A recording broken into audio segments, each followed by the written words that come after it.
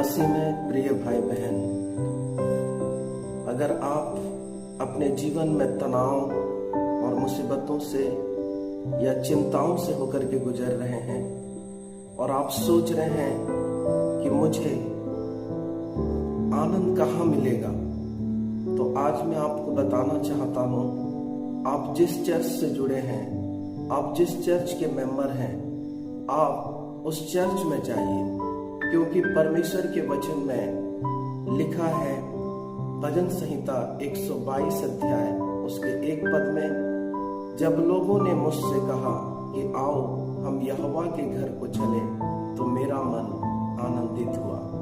यहाँ राजा दाऊद इस बात को बताते हुए हमसे कहता है कि हमारा जो आनंद है वो संसार में नहीं है, बल्कि परमेश्वर की उपस्थिति में है, परमेश्वर के भवन में है। इसलिए आप जिस कलीसिया से जुड़े हुए हैं, आप निश्चित तौर से उस कलीसिया में जाइए और प्रभु के भवन में आप आनंद को लीजिए।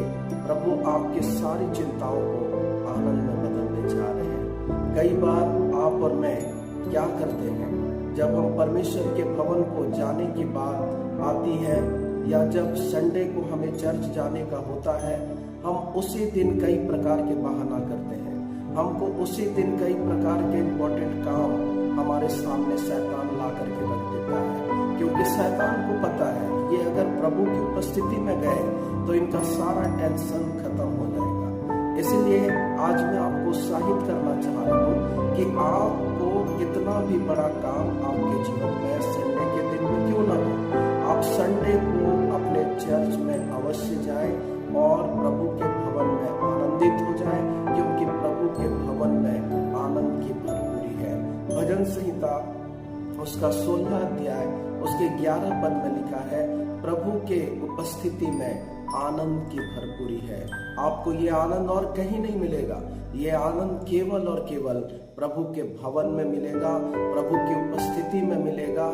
इसलिए कभी भी आप बहाना न करें प्रभु के भवन जाने के लिए। कई बार लोग क्या करते हैं, जब प्रभु के भवन में जाना होता है, वो कुड़कुड़ाते हुए, शिकायत करते हुए, बिना मन के प्रभु के भवन को जाते हैं, और आपको पता है नतीजा क्या होता है, कोई प्रतिफल उन्हें नहीं मिलता।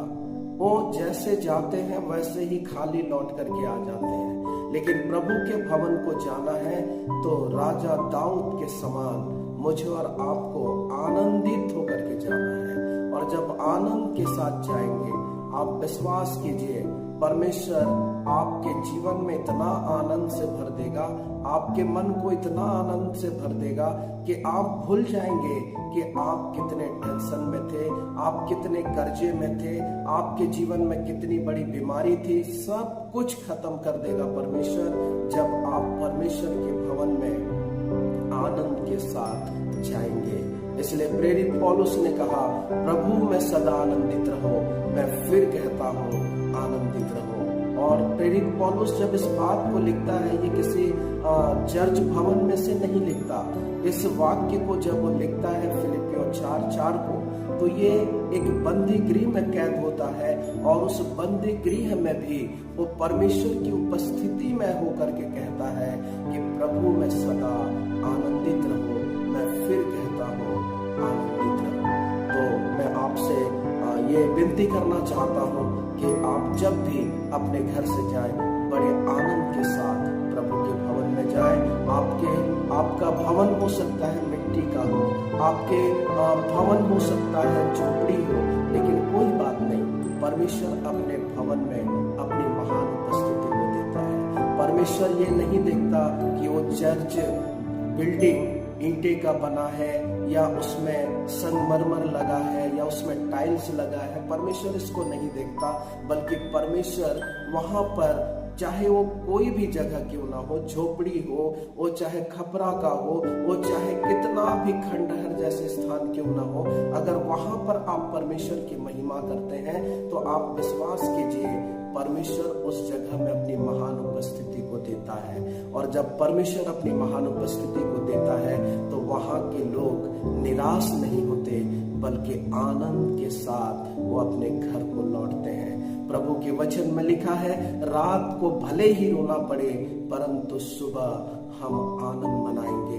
हम हंसेंगे, हम प्रभु की महिमा करेंगे। इसलिए मेरे प्रिय भाई बहन, आप परमेश्वर के भवन में जाइए और परमेश्वर की आराधना आत्मा और सच्चाई के साथ करिए और देखिए आप एक अच्छी गवाही के साथ अपने घर को लौटेंगे।